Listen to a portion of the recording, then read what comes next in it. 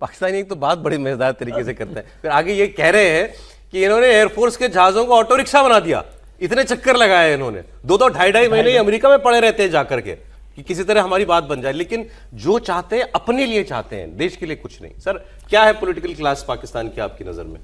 यही नज़र आ रही है, जो लोग रिएक्ट कर रहे हैं और पाकिस्तान के नुमाइंदे जिस तरह से कर रहे हैं। और हम देख ही रहे हैं कि पिछले कितने समय से शहबाज शरीफ साहब और मुनीर साहब लगातार अमेरिका के चक्कर लगा रहे हैं। और ये हालांकि 1% का फ़र्क है, लेकिन उससे उनको लग रहा है। और ये बात भी ठीक है कि वो दोनों लोग अपने जाति मसले के लिए, जाति फ़ायदे के लिए ज़्यादा फैसले कर रहे हैं। पाकिस्तान को लेकर अगर वो फ़ायदे कर रहे होते तो उस तरह के फैसले नहीं होते जो गाज़ा में पीस कीपिंग फोर्स में उनको शामिल किया गया, या और जो मसले। और रेयर अर्थ पर देख लीजिए ना, रेयर अर्थ पर वो आप फिर वही कहेंगे, वो अंगूठियों वाली जो मीटिंग हुई, हाँ उसमें आज ब्रीफकेस लेकर गए थे। हाँ उसमें आज ही तो हो रही है वो मीटिंग शायद। हाँ, आज जयशंकर जी उसमें हैं, जयशंकर उसके लिए गए हुए हैं, इनको नहीं बुलाया। तो उनको नहीं बुलाया, तो इसका मतलब है कि भारत ने अपनी बात को ज़्यादा जोरदार तरीके से और देश के स्तर पर क्या हो सकता है उस मसले पर जोर दिया। और पाकिस्तान के लोग, और ये रोजाना नई बात, ये अपनी रिजीम बचाने में, सरकार कैसे बचे, नौकरी कैसे बचे। ये जो हमारा हाइब्रिड सिस्टम चल रहा है सेना और सरकार का, अमेरिका इस पर इसको चलने दे बस। हाँ, और इमरान साहब ज्यादा परेशान ना करें। और इमरान परेशान। अब देखिए आगे वाला, तो जो आगे एक और पत्रकार की बात सुनाता हूं, उन्होंने तो बहुत ही अजीब बात की। उन्होंने कहा, हिंदी फिल्में ज्यादा देखते हैं, शुरू कहां से किया उन्होंने कि अब तेरा क्या होगा कालिया। नहीं, अगले वाले कह रहे हैं कि ट्रंप ने पाकिस्तान को टिश्यू की तरह, और फिर आगे कहते हैं या उससे भी कोई गंदी चीज की तरह इस्तेमाल किया और फेंक दिया। हमारी इतनी औकात थी ट्रंप के लिए, यूज एंड थ्रो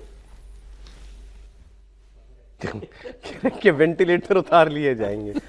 मतलब ये पाकिस्तानी, मतलब ये जिस तरीके से रिएक्ट कर रहे हैं, गुस्सा है, गुस्सा भी है, शर्म भी है, एक जलन भी है, और देखिए जो डर ये है कि हमें अब आगे ट्रंप जो है भूल ही ना जाए। देखिए उनका डर जो है बहुत ऑब्वियस है, और ऑब्वियस इसलिए है क्योंकि अभी तक तो पाकिस्तान के साथ उनके संबंध, बड़े ताल्लुकात बहुत अच्छे लग रहे थे। जनरल आसिफ मुनीर जो है व्हाइट हाउस जा रहे थे, लंच पर प्रेसिडेंट के साथ बैठने का, लंच खाने का गौरव उनको प्राप्त हो रहा था।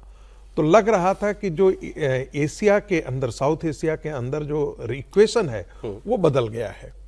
क्वाड में नहीं आए, फिर जो है इंडो पैसिफिक रीजन में जिस प्रकार के अमेरिका और भारत के अंदर जो होना चाहिए था वो चीज़ें टलते जा रही थी। तो उनको लग रहा था कि अब एक समीकरण जो है वो वैश्विक समीकरण बदल रहा है, भारत से कहीं ना कहीं अमेरिका दूरियां बना रहा है।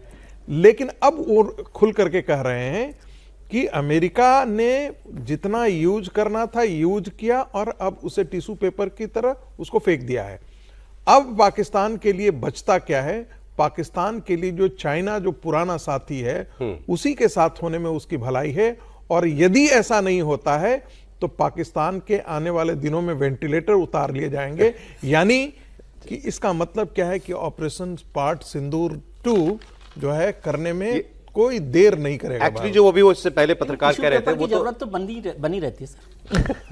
आगे वो कह रहे थे कि ये जो भी आपने बात की ना, वो कह रहे थे उल्टा दबाव ट्रंप पाकिस्तान पे डालेगा कि अब तुम पूरी तरीके से चीन के कैंप से बाहर निकलो और हमारे कैंप में आओ, अब हमारे साथ काम करोगे तुम मिलके, ये दबाव हमारे इनके ऊपर आएगा। अभी आपने गाजा की बात की थी, इनके एक पॉलिटिकल वर्कर इमरान खान की पार्टी के, उन्होंने दावा किया है कि ऑलरेडी फौज भेज चुका है पाकिस्तान, और इतना ही नहीं, वहां पर बारूदी सुरंगें साफ करने के नाम के काम में पाकिस्तान की फौज को लगाया गया, और वहां पर कुछ पाकिस्तानी फौजी मारे भी गए।